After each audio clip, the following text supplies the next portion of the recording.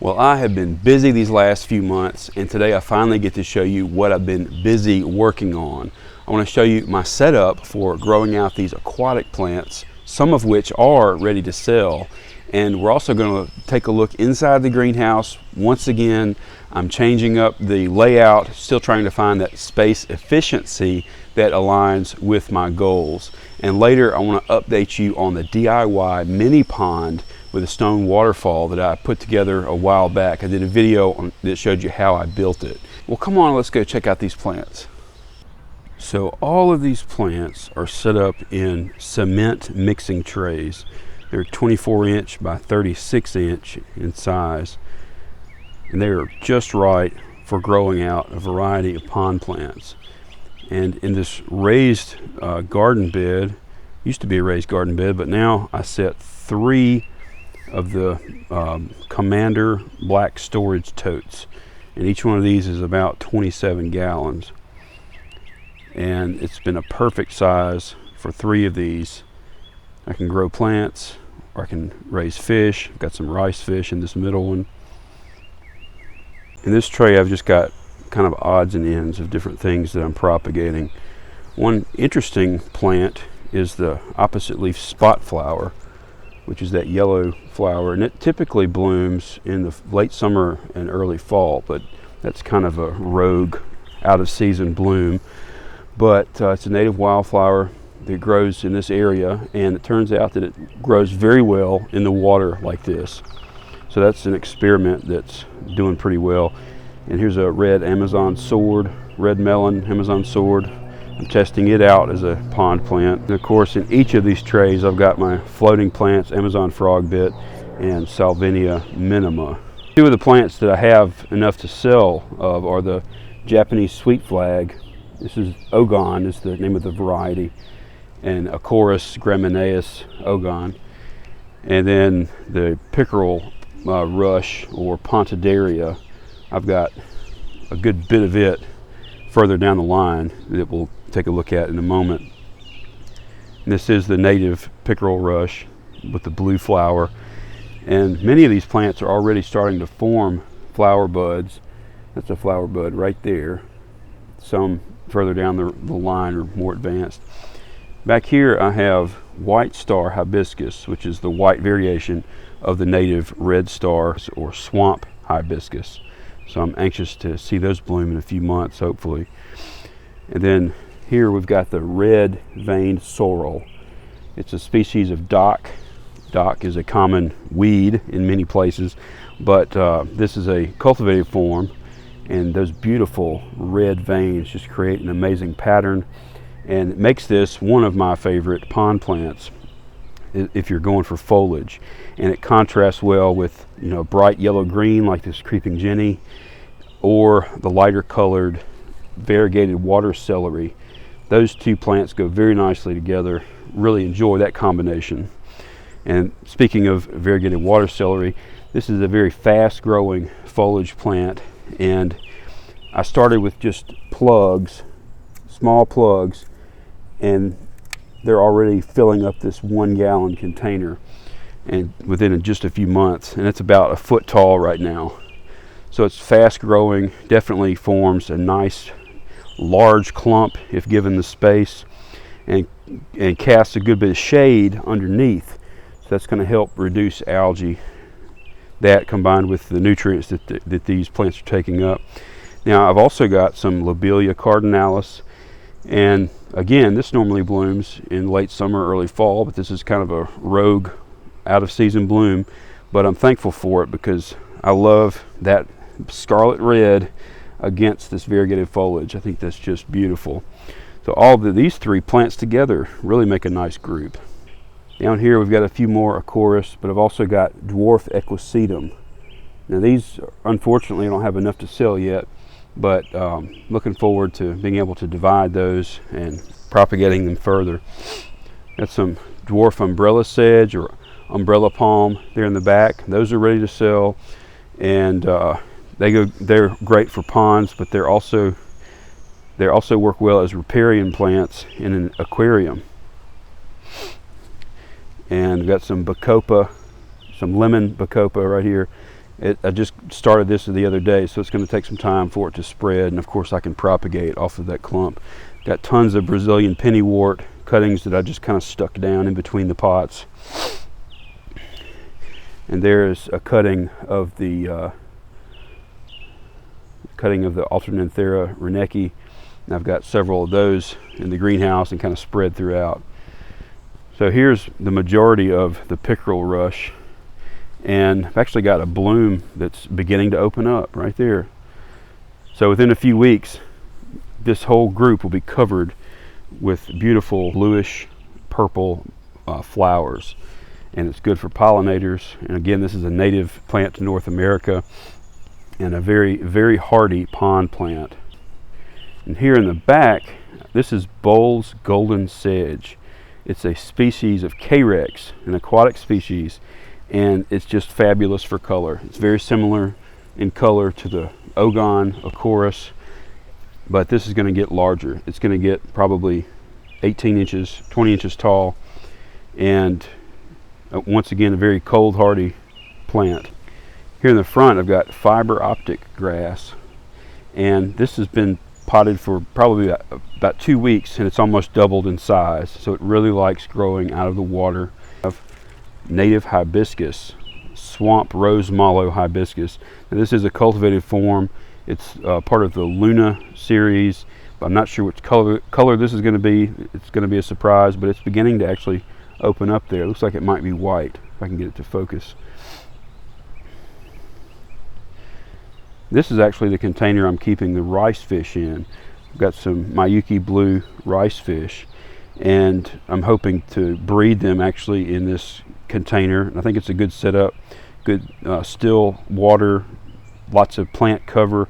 And what I'm thinking about doing is just periodically removing all this frog bit, putting it in a different container, because they tend to deposit their eggs on the floating plants. And then if I do that on a regular basis, the odds are pretty great that I'll get some fry off of this. But I've got 10 in there altogether, and they're doing pretty well, and I know they're happy to be outdoors. I had them in the greenhouse for a while in a 10-gallon container, and now they've got 27 gallons. Now, in a previous video I showed you my potting media that I used, and all that is kitty litter, unscented, non-clumping kitty litter. And in some cases I use the oil dry or the safety zorb oil absorbent, which is basically the same thing, and they both work equally well, and they're very comparable from what I can tell from having used both of them for a while. And so all of these plants in all the trays and all the tubs that are potted up in that same material, that baked clay. And I just put some fertilizer tabs in there, and that's it. And they're doing very well. And I showed you how I do this in a previous video on potting up pond plants, so be sure to check that out. Here's a dwarf papyrus back here. I may need to move it out of there because it's going to get covered up by all the pickerel rush, but it's a dwarf species of papyrus, and unfortunately it's not going to be winter hardy in this zone. I'm in zone 8, and it's going to be more tropical. But dwarf umbrella sedge is winter hardy. This has actually been planted in this pot since last year. It overwintered outdoors and is coming back nicely. Now this stock tank, I just set this up yesterday, and I needed a bigger container for a lot of these plants that are going to get taller. I've got red star hibiscus in the back. I've got some more Acorus, as you can see. Louisiana iris, that's just a kind of standard yellow Louisiana iris. This is blue moneywort. It's going to spread over the water. It's planted in a pot, but it's going to spread over the surface of the water, and it's got these blue flowers that's going to be covering the plant. So I just potted this up yesterday. It's a little bit stressed out, but it's going to be fine. I put some of my guppies, and I'm going to go ahead and add a few more guppies today. Now all these came from the 55-gallon aquarium that I had in the greenhouse, and I've made some changes in there. I'll show you in a few minutes. But so all these are going to go outside over the summer in this stock tank. and hopefully control mosquitoes, but also gives me a chance to grow some out to maybe give away or sell or something. But anyway, they've got some pretty good colors, and I'm sure that they will produce some beautiful offspring, and we'll have to see which color combinations we come out with. They're not used to so much space. They don't know what to do with themselves, but they will adapt nicely. But I've got water sprite and try to grow that out over the surface. This is actually European frogbit. It's a larger species of frogbit than the Amazon. It has similar leaf shapes, but it's a floating plant that is supposed to be highly prolific, and I've never actually grown it before, so this is my first time. Now here's a plant that I'm excited about.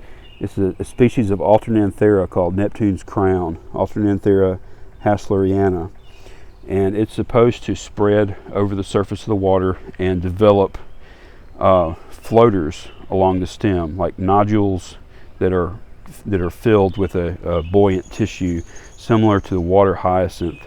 So I'm interested to see how well this does. It is a tropical plant, not winter hardy, so not too much danger of it spreading, but I'm sure in tropical areas it's got the potential to be invasive. Of course, that's any pond plant or aquarium plant, it seems like, has potential for invasiveness.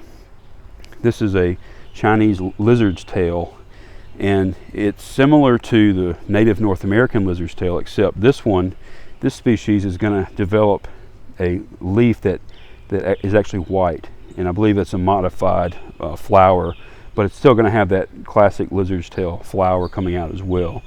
So I'm curious to see how hardy it's going to be. There's a good picture of it right there. So Ruris chinensis. And this is a hardy water canna, which is native to North America, and it's going to get quite large, which is why I've got it in the stock tank. And here's the resident broadhead skink. He likes to hang out between the cinder blocks, but he's also good for pest control, eating slugs and roaches and who knows what else they eat. But he's a big one.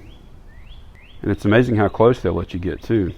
And back here is kind of my service area behind the greenhouse. I've actually been working on trying to consolidate and cut back on all the clutter, which is actually, I've made a good bit of progress. Got my extra aquarium substrate over here, which I'm starting to use for the pond plant since I have so much of this. Got a perennial hibiscus, can't remember which variety it is, but we'll see. I wasn't sure if it was going to make it through the winter time, but it has survived apparently. And here I've got some more of the opposite leaf spot flower starting to come back from roots, and I've got some different salvias. So a few pots of that. And I've got this trash can.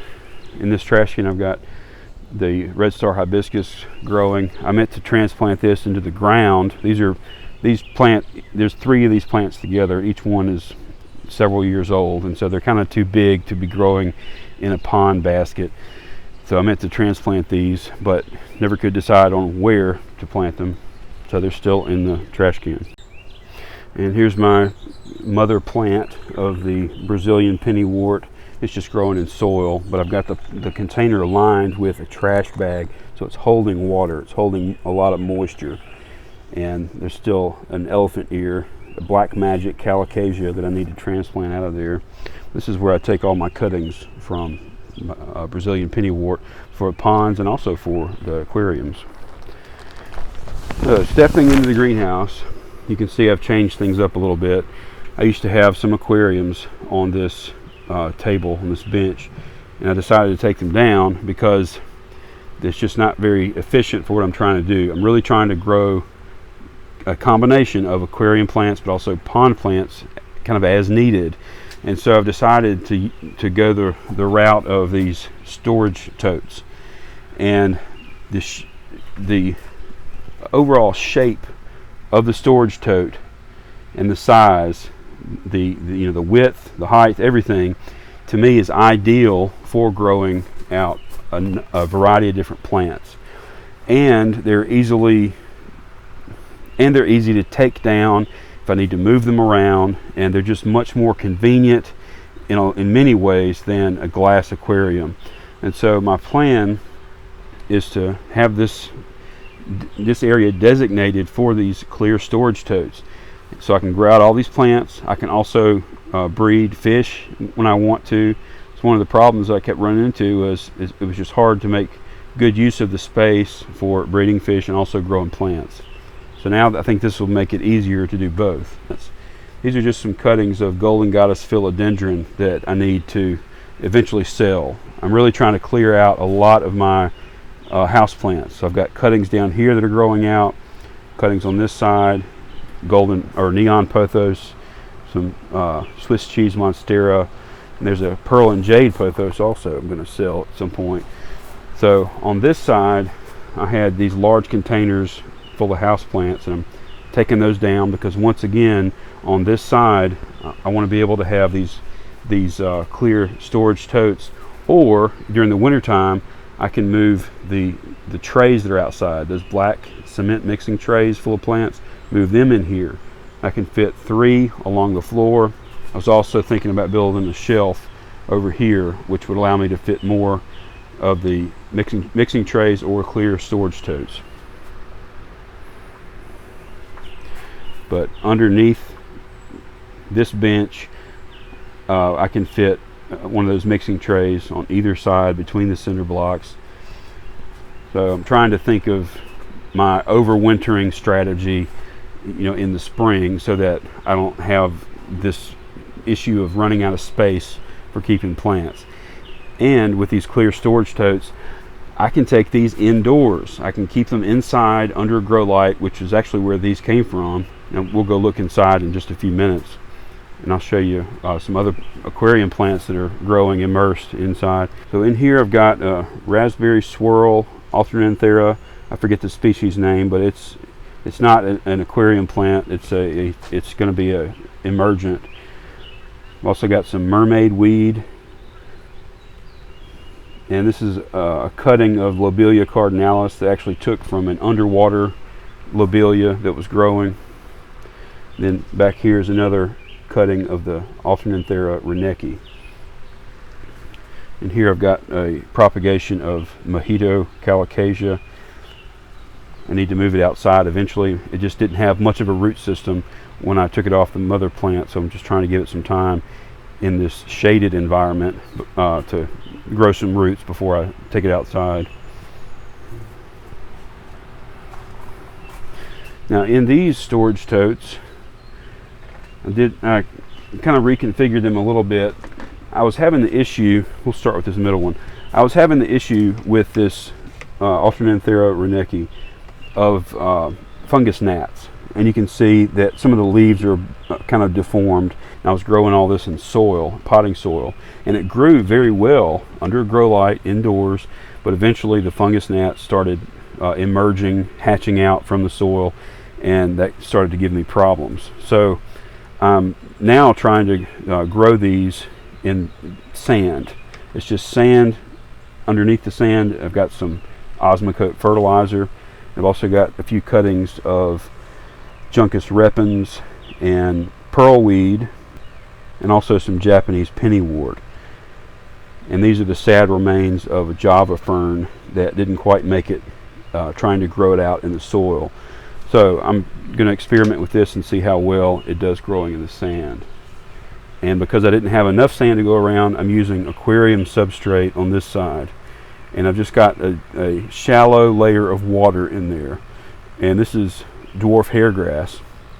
And it was not doing very well in the soil. It was almost like I couldn't keep the soil wet enough, is what it seemed like.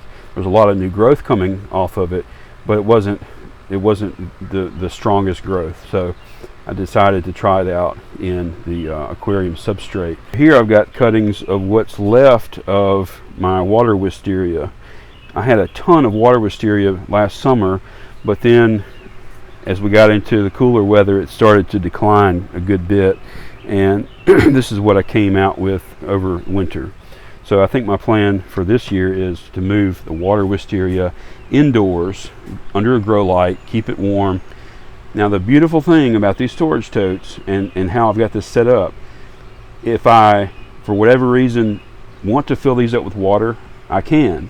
Obviously I want to do that slowly to give plants time to adapt, but I can fill these up with water, or I can leave them this way. And I can also take these indoors during the winter time, no issue. Just take them in. And so these are just so much more mobile and versatile than the glass aquariums. But I did leave one glass aquarium in here because this tank was perfect for growing out the Italian Vallisneria. And I've got enough of this to sell also. I've got a few cuttings of the Alternanthera Renecki down here. The glare is going to kill us. And I've also moved my coral blue platies. Actually, I moved all the platies in here. Now I am going to leave this stock tank because this is just too beautiful to remove, and it's working so well, and it still gives me a corner of the greenhouse to experiment with growing different riparium plants, growing different house plants hydroponically. And I've still got a population of guppies in there, as well as the 3 goldfish. And you can see I've got peace lilies that are flowering. There's a few in the back also that are flowering. So these plants fared much better through the winter since I had the heater going. Now at some point soon I'm going to take this heater out because we're getting down into the 60s at night, and so that's going to be just fine for these plants. But this heater has worked very well in keeping this stock tank warm and keeping the plants healthy. They weren't too stressed. Got some new leaves coming out on the Monstera. So many of these plants are approaching 3 years old now, growing in the water. So in this storage tote, I've got a few guppies in here. You can see some of them have our blue coloration. That's coming off of the blue male that I had introduced last year, and there's a number of offspring that are carrying on that blue coloration, but also combined with some of the other colors, which I love. I love having these guppies that are multicolored. And let's see if we can put one in here. See if the color is going to show up very well. You can see a lot of red, but there's one in there that's got every color of the rainbow. So that's what I enjoy about guppies. I'm not interested really at this point in keeping true lineage of guppies that are predictably the exact same with every generation. I like the variation of mixing all these different types of guppies together. Most of these are sold on websites pretty cheap as mutt guppies, but to me that's the way to go because you get so much variation. You know, you never know what's going to come out with each generation, so there's always a surprise. Got some dwarf water lilies in here. These are tropical. These are the Nymphea rubra, but they're not getting quite as much sun in here, so they're staying green. But I've got other cuttings in here as well of different aquarium plants. Got some mermaid weed down there, dwarf sagittaria, bacopa. Anyway, this is kind of the testing area for some of these cuttings to see if there's enough sunlight. I believe there is enough sunlight, even though this is a pretty shady greenhouse. I've got some propagations of Amazon sword down there. Now this spider plant actually came out of the cat safe riparium when I took it down. I just moved it out here, and it overwintered very well. This was not heated over the winter. I had this originally on the floor. It was not heated, but it overwintered very well, and now it's starting to send out, you know, the normal spider plant stalk with all the new plantlets on it and the flowers. And I will reinforce the side of this container. It is split like that because I tried moving it when it was full of water, which was a dumb move. But you know, I can pretty easily put some 2x4s or something drilled into this bench, and that'll give it the stability on the sides that it needs. But before this split happened, it was holding together pretty well. So with some of these heavier duty totes, it may not need as much support on the sides. But with the Sterilite brand, these are not quite as heavy duty, and so if I did fill these up, I would definitely need to keep them all together like this, but bookended on the sides, on the far sides, to keep them from bowing out. And let's check out the DIY mini pond. Now the sun is out pretty bright, but anyway, you can see the moss is doing really well on these rocks.